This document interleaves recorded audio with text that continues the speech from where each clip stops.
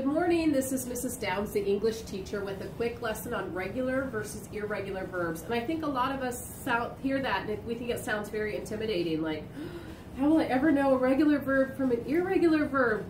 I bet you if you went to an adult party and tried this party trick, most of them wouldn't be able to tell you the difference, but you'll be able to know, and you'll be able to look really, really intelligent if you learn one trick about regular versus irregular verbs. I do want to start with a quick reminder that past, present, and future tense are different tenses based off of when the action happened, okay? So past tense is anything before this moment. For example, I touched the stool. That's past tense. Even though it literally just happened, past tense is not reserved for things back in history.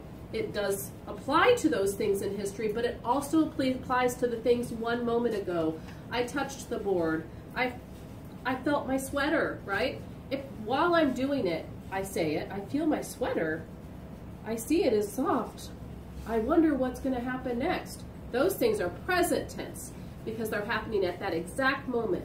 But if you do something and then one moment later, I touched my sweater, say you did it, it's already in the past tense. See, the past is anything before this exact moment. And that's something a lot of us get confused on. You'll find almost a good portion of what you read in fiction is actually written in past tense, even though it feels very active and like it's happening right now. That's because it's just a moment by moment past tense. Keep that in mind when you're reading and writing. Future tense is something that will happen in the future, and usually you use the word will to say that it will happen. I will eat tonight, hopefully.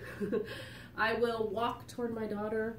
I will do things that I can guess what's going to happen next, or I can say what I'm likely to do and put the word will before the action, and that'll give me future tense. Okay, just a quick reminder about past, present, and future tense.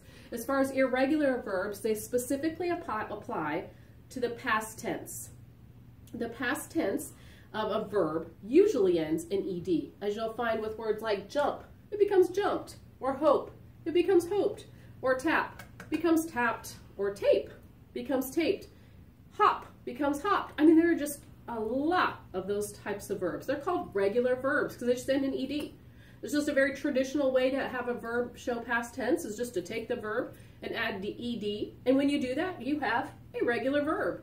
But a lot of verbs don't end that way, do they? And so we have to keep in mind that some verbs are changed altogether for past tense.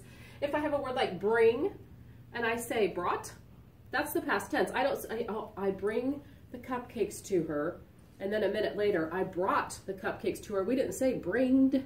That ed didn't work on that one, did it? Or catch. I catch the ball. And then in the past tense, I caught the ball. We don't say I catched the ball, not unless if we're toddlers, right? So we want to make sure we speak with proper English, and that means using irregular verbs frequently. The truth is you don't even know you're doing it because you learned English, and it's just as part of learning the language as you just naturally do that. But be aware if it doesn't end in ed when you put it in past tense, it's an irregular verb. So regular versus irregular verbs really apply to the past tense spelling of how you come up with the word to make it past tense, okay? So it's not something that necessarily affects verbs all the time, but when you're speaking about a verb in the past tense and you use an ed, you have a regular verb. And if you just change the word altogether, or don't change the word at all, like I hurt my foot, you would have an irregular verb.